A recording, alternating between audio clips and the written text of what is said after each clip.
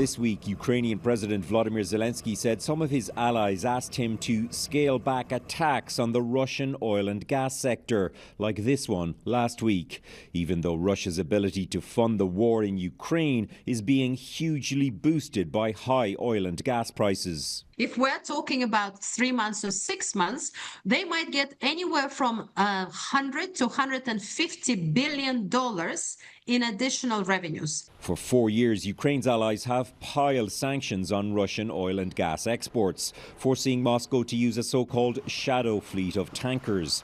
Hundreds of aging vessels under false flags, often with tracking systems turned off. There's extreme risks associated with these vessels. They're oftentimes not insured. The UK says it will soon join other European nations in seizing at least some of those vessels in European waters. So why, at the same time, would some allies ask Zelensky to hold back on attacking Russian energy? Well, around a quarter of the world's oil supply comes from Gulf countries, much of that now impacted by the Iran war.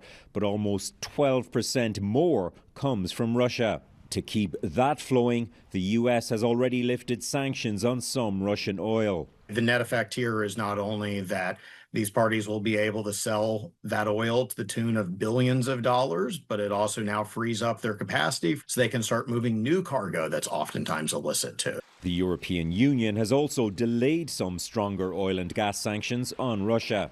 They cannot at the same time give more money to Russia while they're spending on rearmament against Russia. Of course, the risk is the US. So decisions made across the West in the coming months could signal just how much it is willing to pay to support Ukraine.